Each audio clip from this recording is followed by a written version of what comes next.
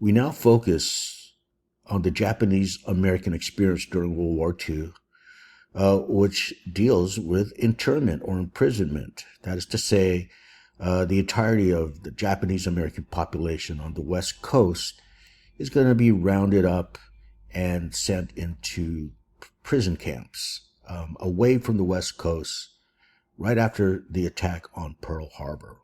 And still today, historians look back at this and notice that it's in a singular way. This is one of the most egregious and deplorable chapters in U.S. history in terms of violations of civil rights. And indeed, many Japanese American prisoners, when they were released with the conclusion of World War II, they repressed this memory psychologically. They did not want to confront it.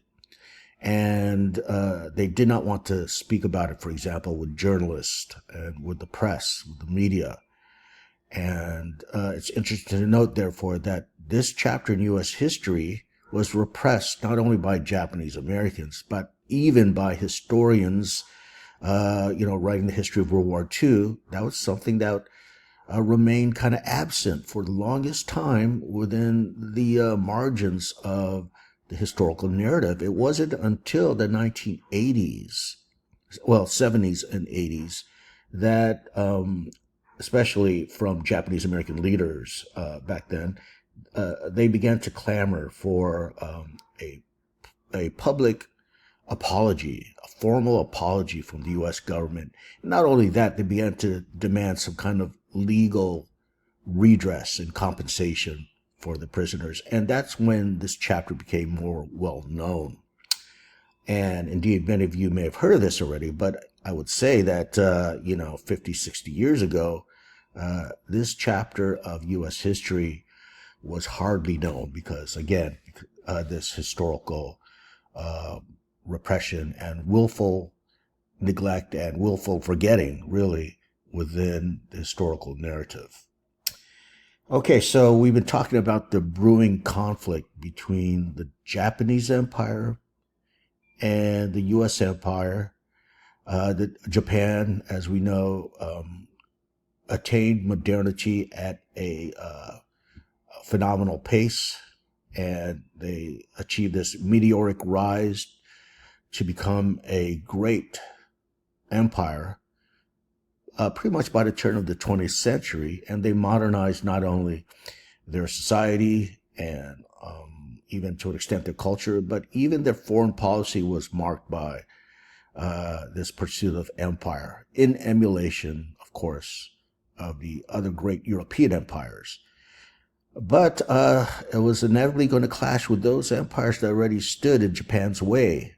Those empires, that is, that were already in the Pacific, and in particular, that's the U.S. empire.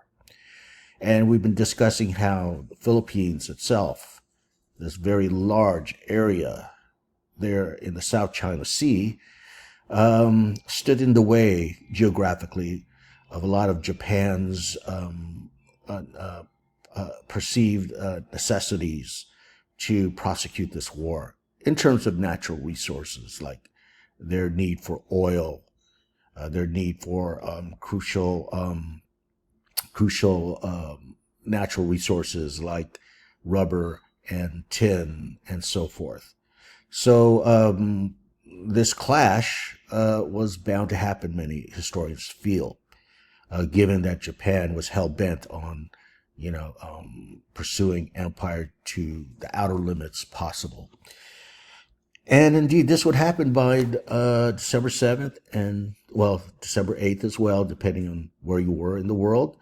What happened was a simultaneous attack by the Japanese Empire on America's and England's colonial possessions, right? They all happened at the same general time frame. And when it came to Hawaii, that was December 7th.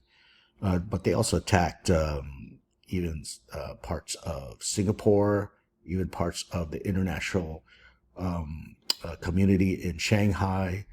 They attacked Malaya. They attacked the Dutch East Indies and other smaller islands. And needless to say, the United States declared war on December 8th against the Japanese Empire.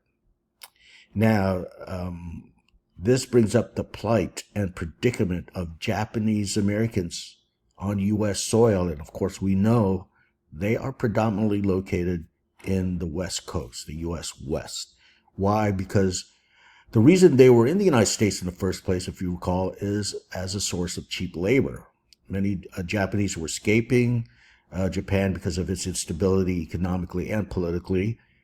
And it was on the U.S. West Coast, and even Hawaii that they could find a way to not only escape, but also achieve a modicum of economic mobility. And on the West Coast, it was predominantly the agricultural sector that they would find themselves in. Let's remember that they even attempted to buy land until that was prevented with the Alien Land Acts. But my whole point is you have a critical mass of Japanese Americans of 2 or perhaps even 3 generations by this time. Okay, the early 1940s. You have the Issei, which if you recall, are the first generation. And then you also have the Nisei, and that's the Japanese who were born in America on U.S. soil, and therefore they're conferred citizenship by birthright. And perhaps you even had some 3rd generation back then, though I would imagine very small number. So these individuals would be the ones that would be caught in the hysteria and the siege psychology, if you will, that swept through the country, but especially in the West Coast, following the Pearl Harbor attack. And so the question that emerged right after the attack is, what would happen to the Japanese? I mean, this is what the Japanese were thinking. What's going to happen to us? But of course, Americans are thinking, most of them are thinking, what should we do about the Japanese on the West Coast? So this is all setting up here this gradual step towards internment, which, just to jump a little bit ahead, this would be official by February 1942 with the passage of Executive Order 9066. Now, before I launch into the specific historical details that surround Japanese Americans from, let's say, the day after Pearl Harbor through the official passage of Executive Order 9066 that required their internment, through their release in 1945, well, I have to first introduce some key arguments regarding this episode of Japanese internment. And I will provide some evidence for this along the way.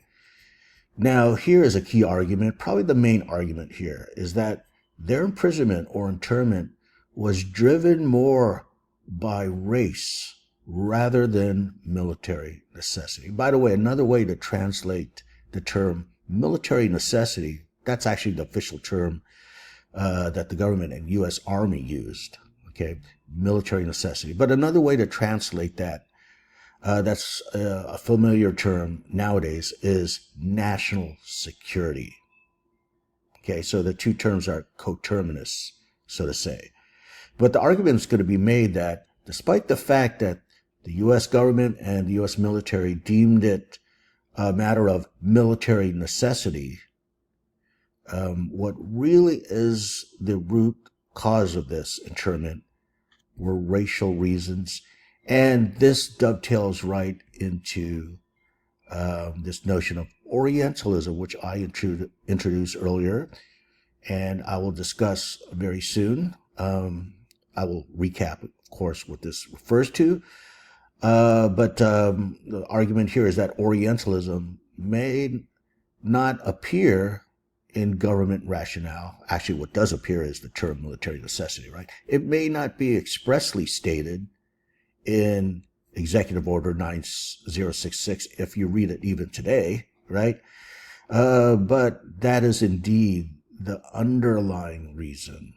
And again, I will provide some evidence for this.